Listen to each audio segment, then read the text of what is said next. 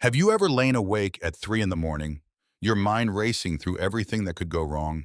Your finances, your health, your relationships, your job?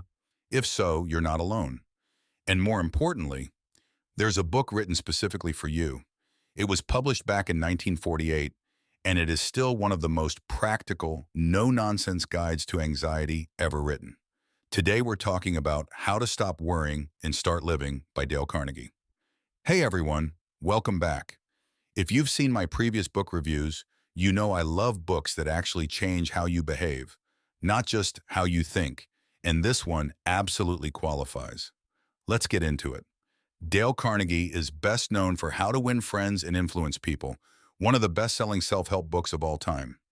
But this follow-up, published in 1948, tackles something even more personal: the habit of worry and how it quietly destroys people's health, happiness, and careers.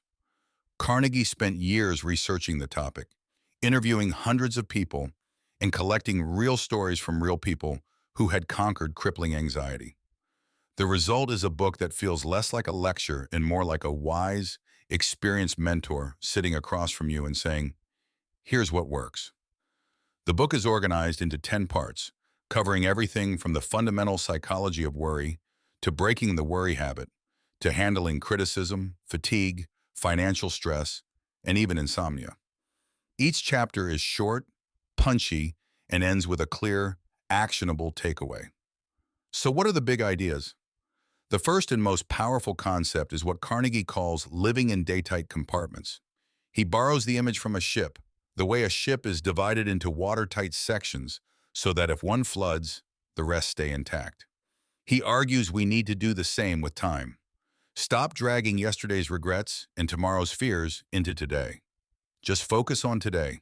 It sounds simple, but it is genuinely transformative when you actually practice it. The second big idea is a 3-step formula for handling worry situations. First, ask yourself, what is the worst that could possibly happen? Second, accept that worst case if you absolutely had to. Third, calmly work to improve on that worst case. This technique, which Carnegie credits to engineer Willis Carrier, is remarkably effective because it takes the fear out of uncertainty. Once you've accepted the worst, you've got nothing left to lose and everything to gain. Another chapter that stuck with me is about the cost of getting even.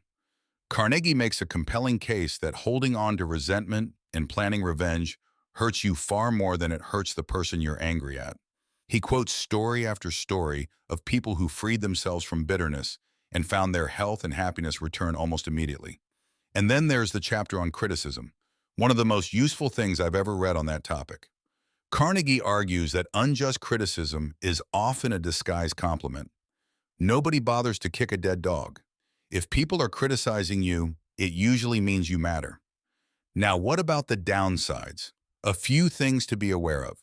The book was written in the 1940s, and it shows. Some of the language and examples feel dated, and there are chapters specifically addressed to housewives in a way that will make modern readers raise an eyebrow. The writing style is also very anecdotal.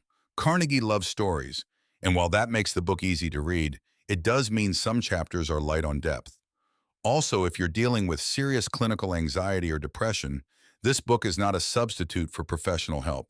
Carnegie's techniques are practical and genuinely useful, but they're self-help, not therapy. That said, for everyday worry, the kind most of us carry around without even realizing it, this book is remarkably effective.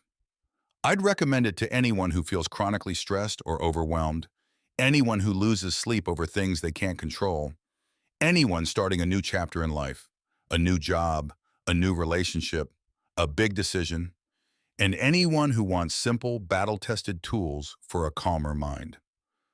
My final verdict: 4.5 out of 5 stars.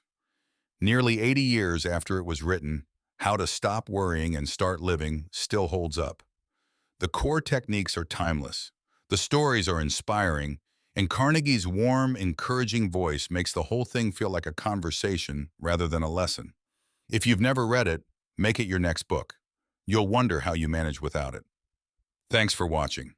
Hit like if this was helpful, subscribe for weekly book reviews, and drop a comment below if you've read this one. I'd genuinely love to hear which technique helped you most. See you in the next one.